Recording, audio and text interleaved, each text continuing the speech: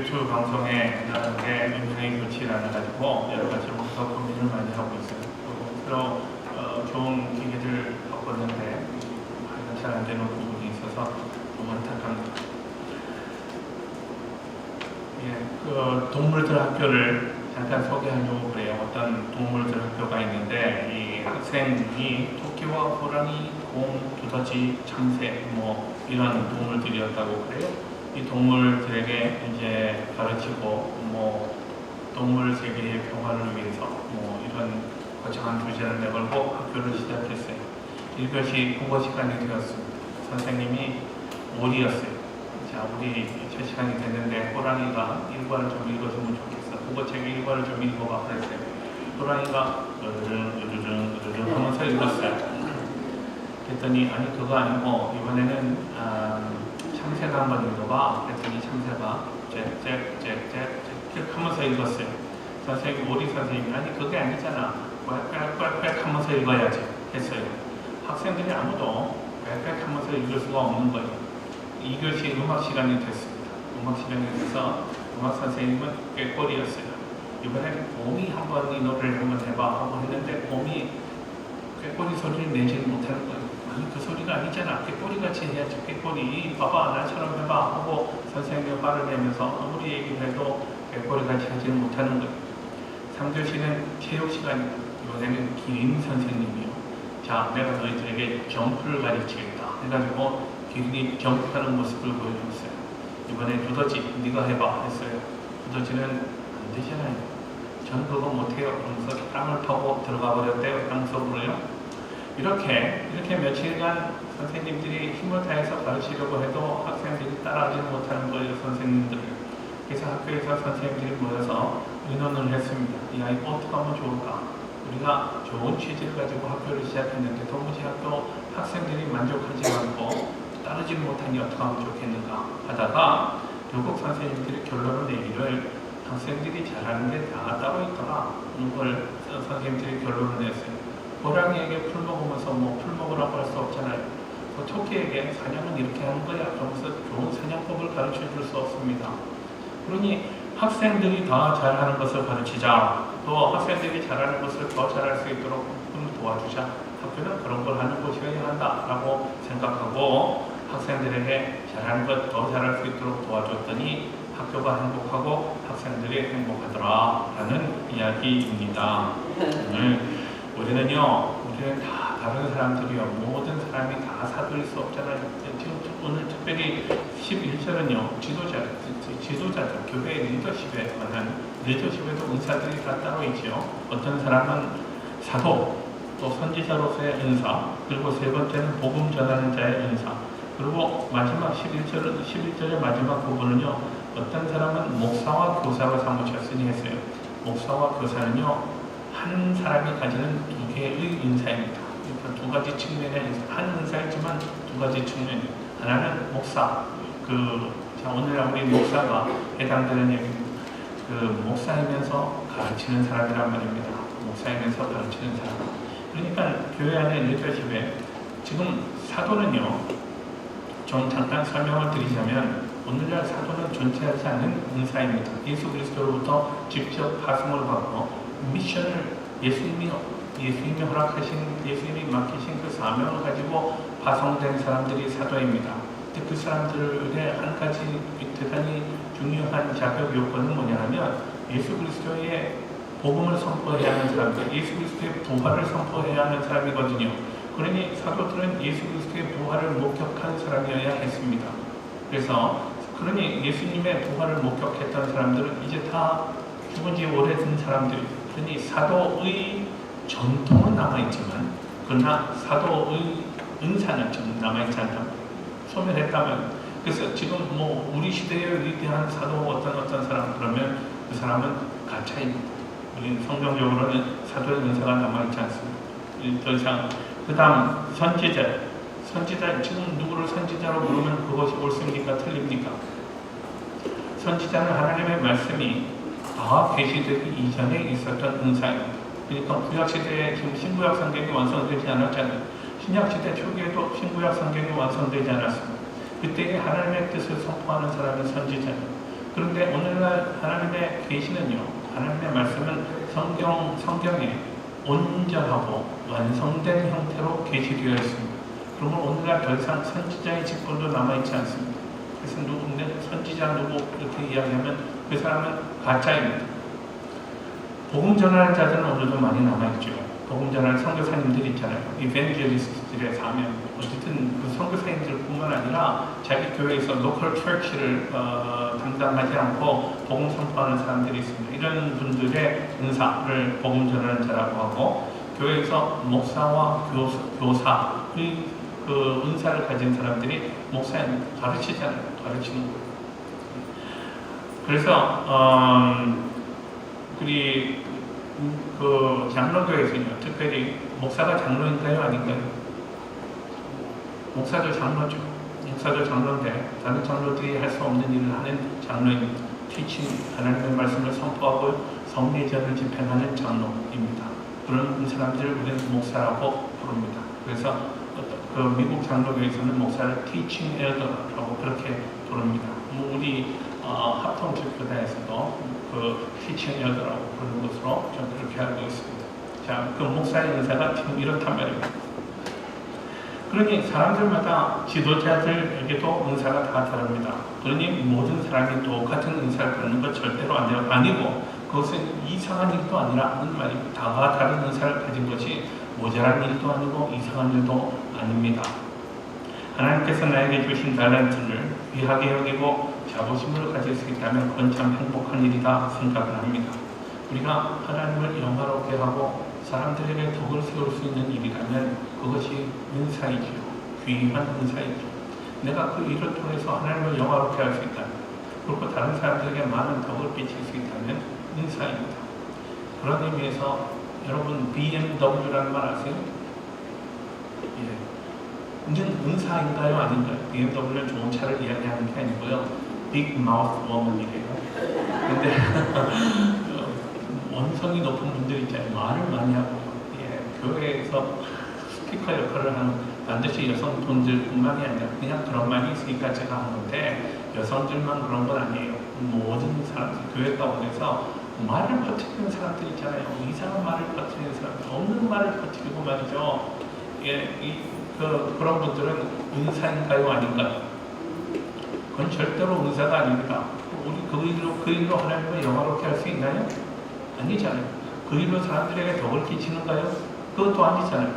오히려 교회의 하나점을 깨뜨리고요, 예, 사람들에게 상처를 끼치는 대단히 나쁜 일입니다. 교회를 허물어가는 일입니다. 그러니 예, 내가 알지 못하는 일이라면 남들에게 이렇게 해서는 안 됩니다. 그리고 내가 아는 일이라 할지라도 덕이 되지 않으면 덕스럽게 해결할 수 있도록 기도해야지, 이렇게 해가지고 무슨 일을 이룰 수 있겠습니까? 누구 한 사람 해치면 그 사람 누구 한 사람 매장시키면 행복합니까? 예, 그러면 교회가 잘 서가는가요? 그래서는 안 되는 거죠. 교회가 그러면 안 되는 거잖아요. 자, 오늘 우리는 하나님께서 우리에게 각각 허락하신 은사로 교회를 어떻게 성대해야 할 것인가에 대해서 오늘 주시는 말씀을 통해서 좀 배우기를 원합니다. 겸손하게 배울 수 있기를 원하고요. 또 하나님께서 우리에게 큰 은혜를 주셔서 우리 좀 새로운 마음을 품을 수 있으면 좋겠습니다. 우리 흔히 사람들 만날 때마다요, 먼저 스캔합니다. 저 위에서 한번 훑어봅니다. 그죠? 이 사람이 어느 정도의 사람인가를 봅니다. 그 옷차림을 통해서, 예, 또는 그가 가진 외적인 조건들이 어떤가를 먼저 봅니다. 어떤 배경을 가졌는가, 이런 거. 우리는 의식하든 의식하지 않든 간에 우리는 사람들을 볼 때 이런 부분들을 먼저 보게 됩니다. 그러나 교회에서는 이런 관점으로 사람들을 보면 안 됩니다. 교회 생활하면서 우리가 가장 힘을 써야 할 것은 다름 아닌 성경적으로 사람을 보는 그런 훈련을 쌓아가야 하는 일입니다. 성경적으로 사람을 봐야 한단 말이죠. 예수님의 눈을 가지고 사람들을 바라볼 수 있어야 합니다. 예수님은 사람들을 보실 때에 그가 어떤 직업을 가졌는가를, 직업은 이래야 해 라는 것을 보시는 것 아닙니다. 저는 그런 의미에서 교회 장로가 반드시 무슨 전문직 종사자야 한다고 절대로 생각하지 않습니다. 장로뿐 아니라 교회 직분이요. 교회 뭐 사람 세움을 입으려면 그가 어떤 직업을 가졌는지, 그의 재산은 어느 정도인지, 뭐 등등 이런 것들은 다운 문제예요. 우리가 별로 고려하지 않아도 되는 문제라고 생각을 합니다. 중요한 것은 예수님의 눈을 가지고 사람을 바라봐야 하는데, 예수님의 눈은요, 그가 예수 안에서 새로운 인격이 되었을 때, 주께서 우리 사람을 바꾸시잖아요. 우리 한 사람 한 사람을 바꾸시지 않습니까? 하나님 나라의 백성으로. 근데 우리가 그렇게 바뀐 다음에 우리가 이룰 일을 주께서 미리 바라보셨다 생각을 합니다. 그러니 예수님의 제자들 가운데 적어도 7명 정도가 갈릴리에서 어부 생활하던 사람들이었습니다. 어부 생활하던 사람들이 무슨 배움을 많이 갖긴 했는가요? 많이 배우긴 했나? 또는 그 사람들이 무슨 큰 부자였긴 했나요? 전부 사람들이 볼 때 보잘것없는 사람들이었단 말입니다. 특별히 예루살렘의 기득권층에 있는 사람들이 볼 때는요, 다들 하는 이런 사람들이었습니다. 갈릴리 시골 사람들이요. 근데 주께서는 그 사람들을 부르셔서 그 사람들을 통해서 교회를 세우셨지 않습니까? 그리고 그 사람들이 한 줄도 안 되는 우리가 온 세계로 바꿔놓고 말았습니다. 얼마나 위대한 일을 했습니까? 그때는. 우리가 예수님의 관점에서 사람들을 그렇게 바라볼 수 있으면 좋겠습니다. 성경이 우리에게 은사에 대해서 가르칠 때마다 항상 강조되는 대단히 중요한 교훈이 뭐냐 하면, 사람들마다 다 은사가 다르다는 사실입니다. 다 다릅니다. 잘하는 일이 다 다르단 말입니다. 한 사람이 모든 종류의 은사를 다 가진 사람은 아무도 없습니다. 다 다른 은사를 받았습니다. 우리가 모두 다 다른 은사를 받았다는 사실은 또다시 대단히 중요한 다른 교훈을 제시합니다. 그렇기 때문에 우리는 서로를 필요로 하는 존재라는 말입니다. 내가 못하는 무엇인가를 저 사람이 잘하고 있잖아요. 그러니 이 일을 잘하는 저 사람과 내가 하는 일을 잘하는 내가 함께 합력하면은 우리가 나 혼자서는 할 수 없는 그런 위대한 일들을 이룰 수 있는 것 아니겠습니까? 그렇기 때문에 우리는 다 서로를 필요로 하는 존재라는 사실을 알아야 합니다. 한 사람 한 사람이 반드시 서로에게 있어야 할 필요한 존재라는 말입니다. 그리고 이것을 성경적인 용어로 말한다면 지체의식이라고 말할 수 있을 것입니다. 지체의식. 사도 바울은 교회의 본질을 설명할 때 지체라는 말로 설명합니다. 우리 몸의 그 어떤 지체도 어떤 것이 더 중요하고 덜 중요하다고 말할 수 없습니다. 기능이 다르기 때문에, 하는 일이 다르기 때문에. 근데 그것이 다 있어서, 내게 있어서 다 요긴한 지체들이라는 말입니다. 손가락 하나하나도 손가락이 5개가 있는 이유, 양손에 10개의 손가락이 있는 이유가 다 있다고 생각합니다. 하나만 없어도 우리가 얼마나 큰 불편을 겪습니까? 그러니 전부 다 우리는 다르지만, 그러나 우리 온 몸의 기능을 다 각각 담당하고 있다는 점에서 한 지체도 빠져서는 안 됩니다. 이렇게 우리는 모두 다 같이 중요하다라는 사실을 깨닫고 서로의 은사가 다른 점을 존중할 수 있어야 합니다. 저 사람은 나보다 좋은 은사인 것 같아 라는 생각부터 버리시기 바랍니다. 하나님께서는 내가 교회를 섬기기 위해서 필요한 은사를 내게 주셨습니다. 내가 잘할 수 있는 그 일로 내가 기쁨으로 섬기면 되는 거고, 하나님을 영화롭게 하면 되는 거고, 사람들에게 덕을 끼치면 되는 거죠. 자, 먼저 제가 오늘 11절 어떤 사람은 사도로, 어떤 사람은 선지자로, 어떤 사람은 복음 전하는 자로, 어떤 사람은 목사와 교사로 삼으셨으니, 교회 리더십에 대해서, 리더십의 은사에 대해서 말씀하고요. 그 다음에 이런 리더십을 세운 이유가 뭔가를 12절에서 말합니다. 이는 성도를 온전하게 하여 봉사의 일을 하게 하며 그리스도의 몸을 세우려 하심이라고 했습니다. 우리 여기서요, 이제 우리 눈을 번쩍 뜨게 만드는 새로운 사실을 우리가 발견하게 되면 좋겠습니다. 교회 일을 누가 해야 하나요? 목사님이 오셨으니 목사님이 다 하셔야죠. 우리가 목사님 다 하시라고 목사님 모신 거 아닙니까? 라고 이렇게 이야기하는 분이 있다면 오늘 성경 말씀을 다시 보시기 바랍니다. 12절은요, 이는 성도를 온전하게 하여 했습니다. 성도를 온전하게 하는 사람은 누구예요? 리더십이 목사이면서 교사가요. 성도를 온전하게 한다는 것은 equip한다는 뜻입니다. 잘 갖추도록 한다는 거예요. 선한 일을 할 수 있도록 잘 갖추게 도와주는 거예요. 진리를 가르치고요, 성경 말씀 가르치고, 우리 그냥 영성을 쌓아갈 수 있도록 가르치고요, 훈련시키는 일을 목사가 담당합니다. 그 다음에 봉사의 일을 한다 했습니다. 봉사의 일을 하게 하면, 마지막 하면은 목사가 하는 일이고, 봉사의 일을 하게는 봉사의 일을 누가 한다고요? 잘 안 보이세요? 성도를 온전하게 하게 한 다음에, 성도가 온전하게 되어서 그 다음은요, 봉사의 일을 하도록 하는 것이 목사의 직무란 말입니다. 그러니 봉사의 일을 하는 건 누구요? 누가 하는 일이에요? 그리스도의 몸을 세우는 것은 누가 하는 일이에요? 성도가 하는 일이에요. 예, 성도가 하는 일입니다. 그러니까 목사는 성도들을 잘 이퀄하고 준비시키고, 그 다음에 이렇게 잘 준비된 성도들이 봉사의 일을 하면서 그리스도의 몸된 교회를 세워가는 일을 해야 한다라는 말입니다. 이걸 여러분 잘 이해할 수 있도록 표준 세번역 성경은 이렇게 번역했습니다. 그것은, 자, 주께서 11절에 여러 지도자들의 은사를 주신 그것은 성도들을 준비시켜 봉사의 일을 하게 하고 그리스도의 몸을 세우게 하시려는 것입니다. 라고 번역을 했습니다. 번역 보면 이 말씀의 그 뜻이 분명해집니다. 지도자들이 감당해야 할 역할은 성도들을 준비시키는 것입니다. 이렇게 성도들을 준비시키면 그 다음에 성도들이 봉사를 하고 그리스도의 몸을 세우게 되는 것입니다. 생각해 보십시오. 목사 혼자서요, 설교하고 뭐하고 성경 공부 가르치고 그 다음에 교회에 나가서 또 교회에서 이것도 하고 저것도 하고 목사 혼자서 하는 것과 목사를 통해서 훈련되고 양육된 성도들이 한 사람 한 사람 70명 성도들이요, 한 사람 한 사람 자기가 한 가지씩 하면 70가지의 일입니다. 목사 혼자서 70가지의 일을 해낼 수 있습니까? 성도들 70명이 각각 한 가지 일만 해도 70가지입니다. 이 얼마나 큰 차이입니까? 주께서 무엇을 원하시겠어요? 이렇게 이 성도들이 봉사를 하고 그리스도의 몸을 세우는 것, 이 봉사의 일이 바로 미니스트리를 뜻하는 말입니다. 사역이에요, 사역. 성도들로 하여금 사역을 담당하도록 하고 그리스도의 몸을 세우게 하시는 것입니다.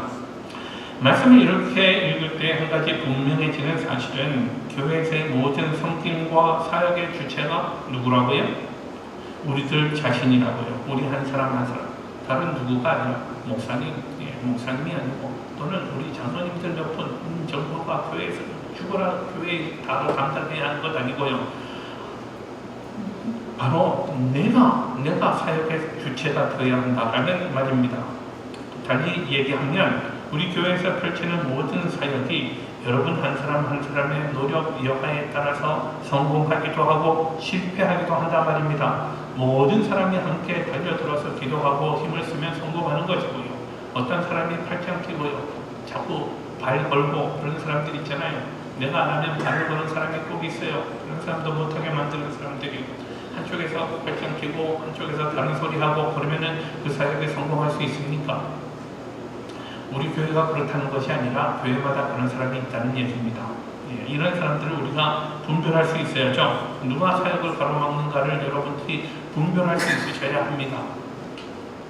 자, 우리가 교회를 섬기면서 한순간도 잊지 말아야 할 것은요, 우리 주께서 우리에게 이런 교회 사역의 비전을 주셨는데 한 사람 한 사람이 주인의식을 가지고 내가 교회 할 수 있는 일을 찾아서 열심히 감당할 수 있을 때에 그 교회가 왕성하게 자라가는 좋은 교회가 될 줄 믿습니다. 그런데 한순간도 우리가 교회를 섬기면서 잊지 말아야 할 대단히 중요한 사실은 섬김의 목적입니다. 도대체 나는 무엇을 위해서 섬기는가요? 우리 뭐 때문에 우리에게 이런 사역을 감당하게 하시는가를 바로 알아야죠. 12절에 의하면 궁극적인 목적을 이렇게 말합니다. 그 성도를 온전하게 하여 봉사에 일하게 하며 그리스도의 몸을 세우려 하십니다. 그리스도의 몸을 세우려 한다고요. 교회를 세우려 한다. 그리스도의 몸을 세운다는 말이 도대체 무슨 뜻인가 하면요, 13절 계속 보십시다. 13절 보면 우리가 다 하나님의 아들을 믿는 것과 아는 일에 하나가 되어 온전한 사람을 이루어 그리스도의 장성한 분량이 충만할 때까지 이르리니 그랬습니다. 아는 것과 믿는 것에 하나가 되는 것, 믿는 것과 아는 것, 예수 그리스도를 믿는 것이 주여 제가 믿습니다 하는 이런 믿음과 아는 것, 그리스도에 대해서 알아야 되잖아요. 성경이 말하고 있는 예수 그리스도 그분은 어떤 분인가요? 하나님은 어떤 분인가요? 성삼위 하나님의 사역은 어떤가요? 우리는 하나님을 어떻게 기쁘시게 할 수 있습니까? 예수 그리스도께서 나의 구주와 주님이 되셨다면 그 이후에 나의 삶은 어떻게 달라져야 합니까? 이런 것들이 여러분 정리가 되어 있어야지 아는 거죠. 그리스도를 제대로 아는 거죠. 그분이 왜 죽으셨습니까? 그분이 죽으심의 결과가 나에게 어떤 결과를 나에게 가져가는가? 그렇다면 나는 그분의 은혜로 내가 새로운 피조물이 되었다면 내 인생을 어떻게 변해야 하는가? 아셔야 되잖아요. 그래서 여러분 자꾸 배우셔야, 성경을 배우셔야죠. 아는 만큼 우리가 믿음도 자라고 우리가 믿는 만큼 더 깊이 알아지는 거죠. 그래서 믿는 것과 아는 일에 하나가 되라는 말은 우리 믿음과 예수 그리스도를 아는 지식, 예수 그리스도를 믿는 믿음이 균형을 이루어야 한단 말입니다. 믿습니다 라고는 하는데요, 아는 게 없어요. 예수께서 죽으신 것이 나에게 도대체 어떤 의미가 있는가요? 또 나뿐만 아니라 예수님은 왜 저런 악한 사람을 위해서도 죽으셨다고 이야기합니까? 저 사람하고 나하고는 인생이 다른데 하는 이런 신학적인 질문에 대해서 우리가 대답을 할 수 있어야 되죠. 그래야 이 십자가의 의미를 바로 아는 거죠. 그래서 믿는 일과 아는 일에 하나가 되어서 온전한 사람을 이루는 거예요. 온전한 사람을 이루어 그리스도의 장성한 분량이 충만한 데까지 이르리니 그랬습니다. 자, 우리 자꾸 자라가야 한다는 말입니다. 예수 믿은 지 5년이고요. 예수 믿은 지 10년이면 5년하고 10년 차이가 나잖아요. 어린아이 5살 아이하고 10살 아이하고 어디 같습니까? 얼마나 다릅니까? 내가 예수 믿은 지 30년이 되고 50년이 되었으면 10년 된 사람하고는 엄청나게 달라야 되잖아요. 자꾸 자라가야 되잖아요. 자라가야 하지 않습니까? 우린 자라가고 있는가요? 자라가고 있는 것의 증거는 뭔가요? 첫 번째는요, Christ likeness입니다. 내가 예수 그리스도하고 비슷하나? 예수님을 닮아가고 있는가 말입니다. 예수님의 관점을 내가 배우고 있는가요? 예수님의 그 심장을 나는 가지고 있는가요? 이웃들을 바라볼 때 예수께서 나를 바라보셨던 것처럼 나는 내 이웃을 그렇게 바라보고 있는가? 내가 받는 사랑은 좋은데 내가 이웃들에게 그 사랑 나누기가 너무 힘들다. 주께서 나에게 얼마나 큰 은혜를 베푸셨는지 내가 말로 고백하면서 주를 위해서 땀 한 방울 흘리지 않겠다고 생각하는 이게 바른 신앙 고백인가요? 이웃을 향해서 내가 그런 사랑, 나는 1만 달란트 내가 빚을 탕감받은 사람인데 이웃의 조그만 빚을 내가 해결하지 못한다면 나는 과연 그런 은혜를 받을 만한 자격이 있는 사람인가요? 그래서 먼저는 예수 그리스도를 닮는 예수 그리스도를 어느 정도로 닮아가는가가 우리가 얼마나 성숙했는가를 보여주는 증거입니다. Christ likeness요. 한 사람 한 사람이 예수 그리스도의 인격을 닮아가는 사람을 만드는 것이 목회자에게 주어진 가장 중요한 사명이라고 그것도 오늘 본문은 말합니다. 그리고 이것이 교회를 세우는 일이라고. 신자들 한 사람 한 사람이 다 건강하고 성숙한 교인이 되면 건강한 교회가 되는 거죠. 좋은 교회가 되는 거죠. 여러분, 성도들이 서로 싸우고 다투고 말이죠. 서로 헐뜯고 하나가 되지 못하는데 위대한 교회가 되는 교회 보셨습니까? 그런 교회 세상에 어디 있나요? 반면에 성도들이 사랑하고요, 서로 세워가고 서로 용납하고 서로 섬기려고 애를 쓰면 그 교회는요, 망하라 해도 망할 수 없는 교회죠. 한 사람 한 사람 성도들이 그렇게 건강하고 성숙한데 그런 교회가 건강하고 좋은 교회가 되는 것 아니겠습니까? 주께서는 그런 교회를 사용하지 않으시겠습니까? 저는 제가 가지는 한 가지 정말 그 큰 우려 가운데 하나는 뭐냐면요, 촛불을 옮기실지 모른다는 생각이에요. 이 촛불을 언제든 옮길 수 있으시잖아요.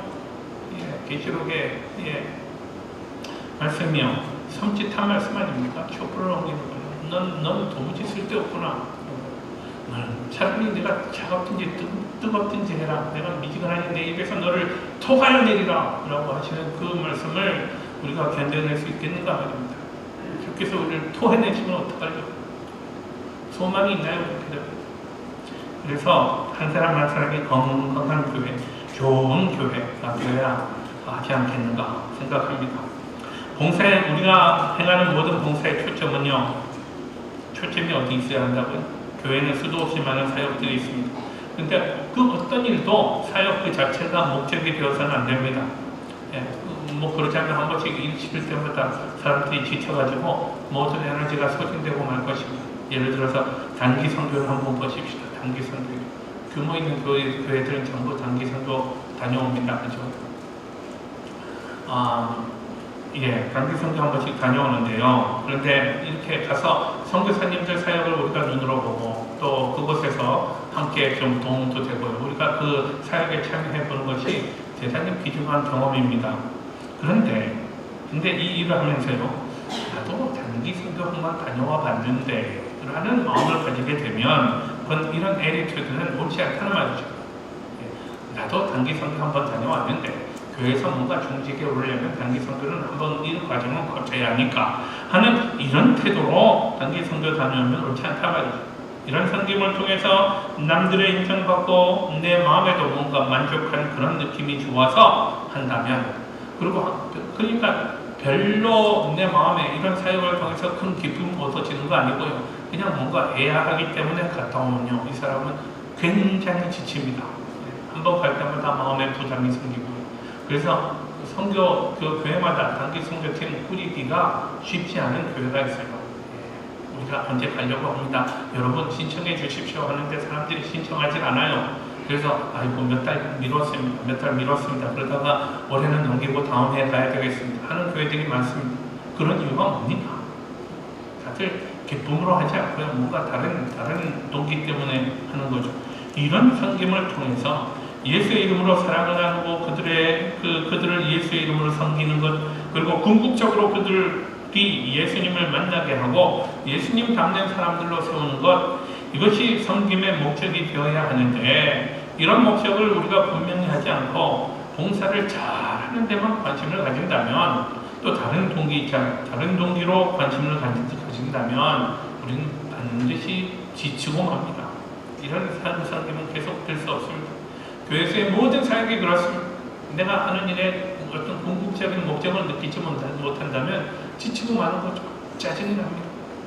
다른 사람 하는 사람 없으니 할 수 없이 내가 해야 하고, 내가 하다 보니 힘들어 죽겠고, 그래서 교회에서 섬기면서도 기쁨이 생겨나지 않습니다. 그래서 이 모든 일의 목적인 뭔가를 분명히 아는 것이 중요합니다. 이 모든 일의 목적, 교회에서의 섬김의 목적은요, 내 이름 내는 것 아닙니다. 내가 어떤 괜찮은 일을 한다고 사람들로부터 인정받기 위한 것도 아닙니다. 다른 사람들을 잘 섬겨서 그들이 그리스도 안에서 성숙하게 되는 것, 그것이 섬김의 목적이어야 한다는 말입니다. 내 섬김을 통해서 누군가가 힘을 낼 수 있다. 내 섬김을 통해서 누군가가 다른 자기가 맡은 다른 일에 전념할 수 있도록 한다면, 그래서 나는 내 일을 통해서 그는 그의 일을 통해서 하나님께 영광을 올릴 수 있다면 할렐루야 아닙니까? 라고 고백할 수 있기를 바랍니다.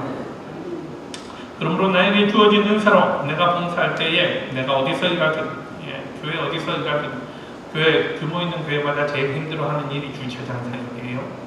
겨울에 춥고요, 여름에 덥고요, 가스만 타가면서 이렇게 저렇게 하는 거, 그게 쉽지 않은 일입니다. 어디서 일하건 간에, 또는 교회 일을 위해서 청소 일을 돕고 페인트칠을 하고 하든 무슨 일을 하든 간에 궁극적으로 나의 모든 사역의 목표와 초점은 뭐가 되어야 한다고요? 주의 영광을 위해서 또 사람을 이렇게 세워야죠. 그리스도의 사람으로 그들을 이렇게 세우고 그들이 그리스도를 닮는 사람이 되어가도록 이렇게 세우는 것입니다. 사람을 하나님의 사람으로 세워가느니 그 결과 내가 섬기는 사람들이 주를 더 사랑하고 주님을 더 기쁨으로 닮아가는 사람으로 세워가는 것, 이것이 바로 나에게 은사를 주신 목적이요, 내가 봉사하는 목적이라는 사실을 꼭 아시기 바랍니다. 자, 이게 그리스도를 닮아가는 사람, Christ likeness, 이것이 영적 성숙의 첫 번째 증거인 것을 말씀드립니다. 영적 성숙의 두 번째 증거는요, stability, 흔들리지 않는 것입니다. 흔들리지 않는 것. 옛날 그 세족대왕 시절에 용비어천가 있잖아요. 그 중에 뿌리 깊은 나무는 바람에 아니 밀새, 꽃 좋고 여름 하나니 열매가 많나니 하는 그런 부분이 있습니다. 뿌리 깊은 나무는 바람에 쉽게 흔들리지 않는다고요.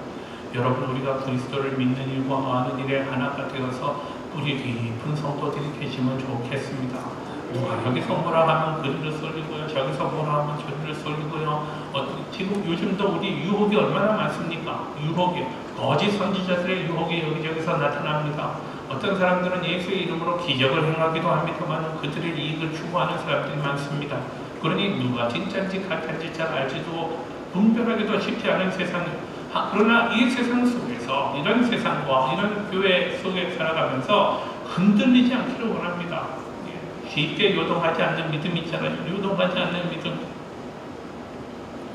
쏠리지 않는 것.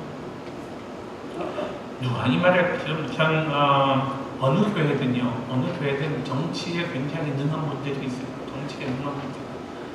성도들끼리 전화해가지고 뭐 전화하고 어떻게 지내셨어요? 하는 건 좋은 일이에요. 그죠? 제가 위해서 기도하고 있어요? 하는 건 좋은 일이에요.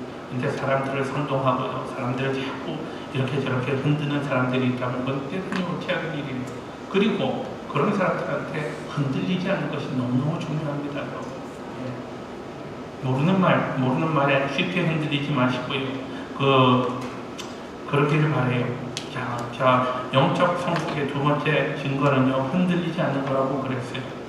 또 세 번째 증거는요, 진리와 사랑입니다. 진리와 사랑. 영적 성숙의 세 번째 증거입니다. 13절 보십시오. 우리가 다 하나님의 아들을 믿는 것과 아는 일을 하나가 되어 온전한 사람을 이루어 그리스도의 장성한 분량에 충만한 데까지 이르리니 그랬어요. 그런데 우리가 교회를 섬기고 믿음의 가족들을 섬기는 때 꼭 필요한 도구가 제가 진리와 사랑이라고 방금 설명드렸습니다.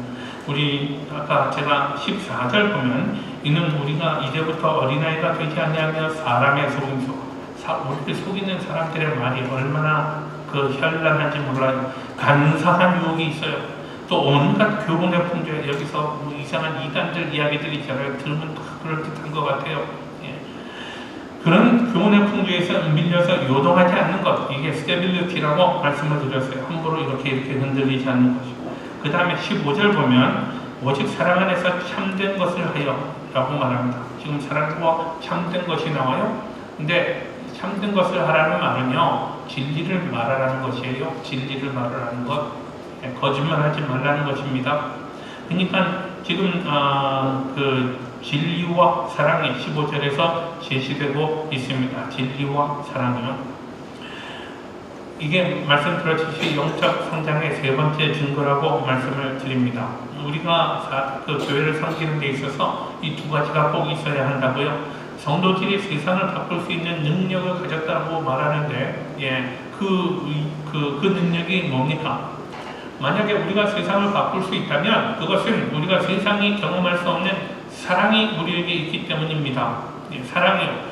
초대교회가 몇 사람 모이지도 않는 작은 공동체였습니다만은 당시 세상에 엄청난 영향력을 발휘할 수 있었던 이유는 그 공동체 안에 사랑이 있었기 때문입니다. 사랑이. 여러분, 초대교회 시대에 불신자들이 그리스도인들에 대해서 묘사할 때마다 가장 많이 사용했던 말을 제가 소개하려고 그래요. 비두니아 지역의 총독이었던 사람 플리니라는 사람이 있습니다. 이 사람이 로마의 트라잔 황제에게 보낸 보고서에서요, 예수 믿는 사람들을 설명하면서 이렇게 말합니다.